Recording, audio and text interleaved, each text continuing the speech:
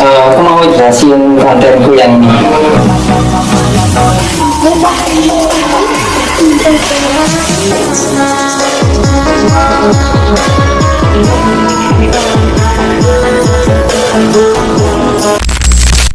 Ya intinya sih, apapun itu kalau gak dimasukin hati ya gak bakal sakit hati. Iya ya, pernah aku apa istilahnya, pernah aku ajarkan ke, beritahu lah ya, ajarkan gaya ya.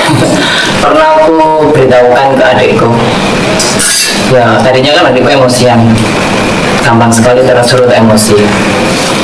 Ketika aku beritahu dia, ya apapun itu, mau itu penghakiman, cacian, ejekan, kalau itu semua gak dimasukin hati ya gak akan sakit hati. Iya, aku mau jelasin pakai cerita. Ini mungkin nyambung ke cerita yang dua konten sebelum ini, dua konten video panjang sebelum ini, yang judulnya itu anak yang tak berguna. Ya, ini cerita tentang Pak Toyib ya. Nah, disclaimer dulu. Jadi kan aku kan kalian kan gak kenal aku. Itu yang pertama. Terus yang kedua, kalian juga gak kenal adikku. Terus yang ketiga, kalian apalagi gak mungkin kalian kenal tetangga adikku yang namanya Pak Toyib ini kan. Jadi ini kayak itu ya, gak ngomongin orang ya, ini buat contoh aja, kan kalian gak kenal. Jadi aku kan sering, kalau belum lihat, ya mending lihat dulu. Tak nyantumin di deskripsi videonya yang anggap part 1 ya, ini part 2 nya. Ya, baru topik. Jadi kan aku sering ke rumah adikku, akrab dengan Pak Toyib itu akrab.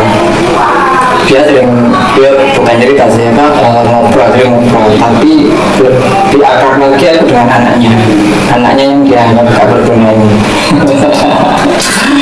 Ya, aku akrab dengan anaknya itu sering curhat kan. Oke, langsung ke poinnya ya. Di video tadi yang aku mau jelaskan itu kan, seorang itu kebanyakan orang itu mudah sekali menghakimi, dan kebanyakan dari kita itu seringkali secara otomatis gak punya kesadaran untuk memfilter, gak punya kesadaran untuk gak memasukkan ke dalam hati. Nah, itulah masalahnya kan. Kenapa kok sering sekali dari kita itu sakit hati? Karena apa-apa yang harusnya gak dimasukin hati. Ya, jadi ceritanya itu karena si anak ini dianggap gak berguna, jadi kan sering dibanding-bandingkan. Jadi dia itu anak pertama, anaknya Pak Toyib kan 5, anak yang dianggap gak berguna ini anak yang pertama, sering sekali dibanding-bandingkan sama anaknya yang lain. Ya kan, setiap anak itu kan macam-macam, setiap manusia itu macam-macam dengan potensi kelebihan dan kekurangannya masing-masing.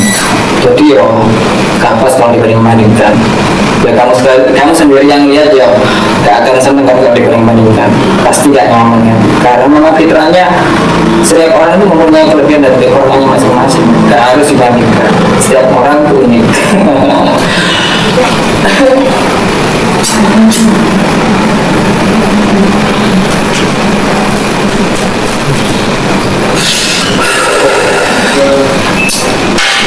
Jadi membanding-bandingkannya itu ini dari curhatannya anaknya, dari curhatan langsung anaknya ke aku.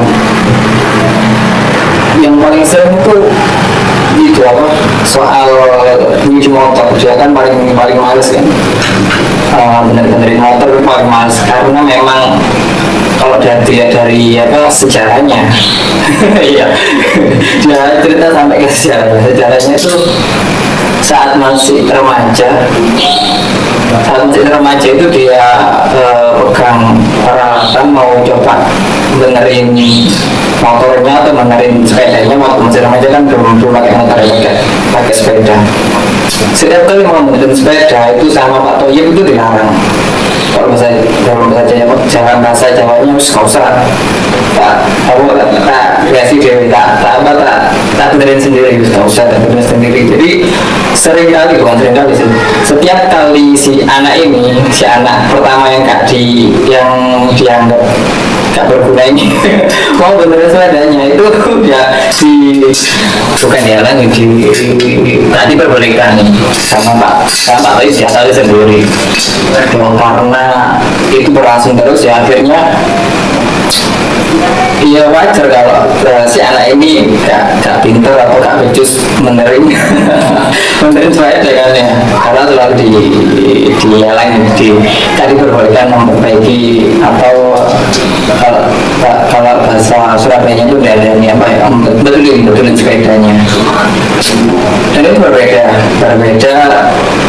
anak yang lain diperlakukan berbeda. Anak yang lain itu kalau mau benerin sepeda itu bahwa tidak belajar saja, boleh aja. Mungkin itu sejarahnya kan ya. Terus masuk ke saat ini yang setiap harinya itu yang membanding-bandingkan tadi. Jadi dengan story itu, dengan cerita itu sering sekali Pak Toyib itu membandingkan dan bilang ini dalam bahasa Jawanya, oh ini tuh gak kayak adik-adikmu. Luan adikmu A, B, kayak itu namanya ya. A, B itu sergap kalau bersihin sepeda, ngumpah sepeda itu selalu kinclong. Jadi bahasa Indonesianya, kamu itu gak kayak adik-adikmu, gak kayak dua adikmu itu sering lihat dua adikmu itu sepedanya ya sering dicuci. Terus kalau gak benar itu kalau sepedanya ada kendala itu gak males beresin, gak males memperbaiki. Itu sering sekali dibanding-bandingkan kayak gitu. Nah, dari situ akhirnya si anak ini, anaknya Pak Jokowi yang pertama ini curhat ke aku. Iya, bisa aja sih aku jawab. Ini dia curhatan dia ke aku, bisa aja sih aku jawab ke bapakku, ke ayahku, ke Pak Toyib ayahnya, bapaknya. Iya, sampean sering senang banding-banding. Sampean suka banding-bandingkan aku sama yang lain. Sampean sendiri kalau dibandingkan pasti gak akan senang, pasti sakit hati. Iya. Bapaknya dia kan menikah dengan anaknya Pak Toyib yang pertama kan menikah dengan orang desa ya. Dan bapaknya ini ya sangat sabar. Jadi dia bilang ke aku bisa aja bandingin bapakku dengan bapaknya, dengan mertuaku, katanya bilang gitu. Mertuaku lo sabar, kalau sampean mertuaku lo sabar ya, seperti sampean ya, yang mudah sekali ngamuk. Pasti bapakku kalau digitukan pasti marah.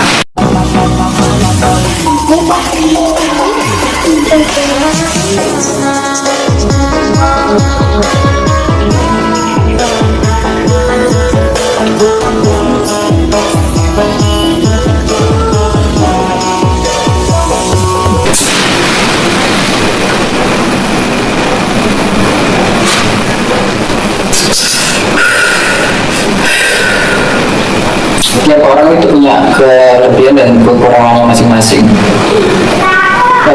Bapak membandingkan aku dengan anak yang lain itu memang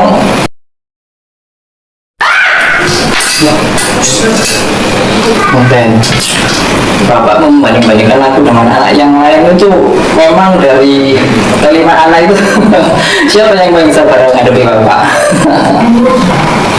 Aku kayaknya kedua anak yang bangga-banggakan itu pernah, kalau bahasa Jawanya itu misui. Misui itu apa bahasa Indonesianya? Misui itu ngata-ngatain apa ya? bukan orang ngatain, ngatain kurang kurang jelek banget. Mitsumi itu apa Mitsumi ya? Oh, udah kurang lah baca itu kurang.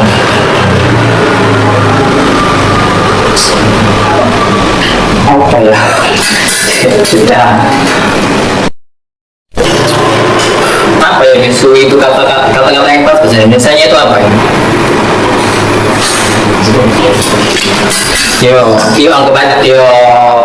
Anggap aja ngatain lah, dikatain lah. Bakal lupa kalau bapak itu pernah dikatain sama kedua anak itu apa bahasa Surabaya itu.